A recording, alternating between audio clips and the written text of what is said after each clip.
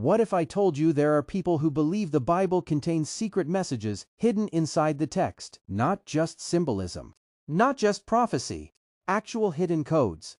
They claim that if you rearrange words, translate names, or look deep enough into the original languages, you can unlock messages that were hidden thousands of years ago.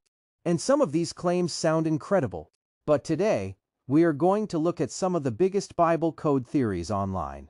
What people claim they found, and what happens when we actually examine the evidence. Let's start with one of the most popular claims. Some people say that if you take the names of all the Old Testament books, translate them from their original languages, and put them together, they reveal a hidden message.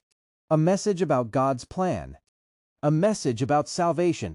And when you hear it, it sounds amazing. But the question is, does the text itself actually say that? When you look at the book names, many of the translations are not single fixed words. Languages are complicated. A Hebrew word can have different meanings depending on context.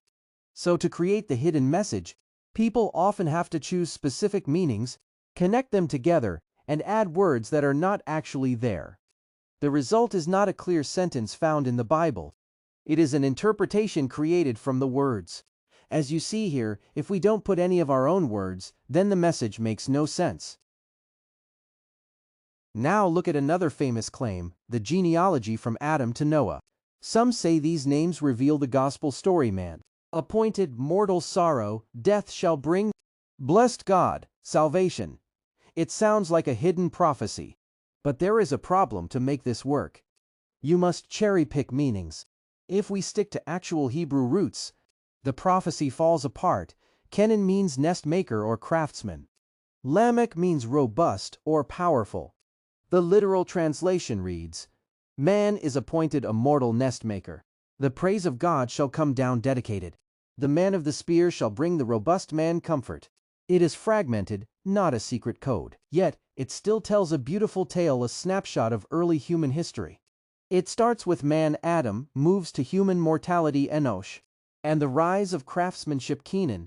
We see the praise of God Mahalalel, a life dedicated to him Enoch, and a weary generation crying for rest Noah. The real history is powerful enough as it is. Another popular claim involves the sign above Jesus on the cross. The Bible says it read Jesus of Nazareth, King of the Jews. Some claim the first letters form God's name, Yahweh, but when we look at the original language, it doesn't naturally create that name. To make the theory work, artificial changes must be added. Does this mean the Bible has no depth? Absolutely not. It is filled with symbolism, history, and prophecy. But there is a difference between discovering meaning and forcing it. The Bible calls itself revelation, something made known. God's message was not hidden behind a puzzle waiting to be decoded thousands of years later. The true depth comes from understanding the words, the context, and the history. So before chasing the next hidden code online, open the book, read the text. Sometimes the greatest truths are not hidden. They are right in front of us.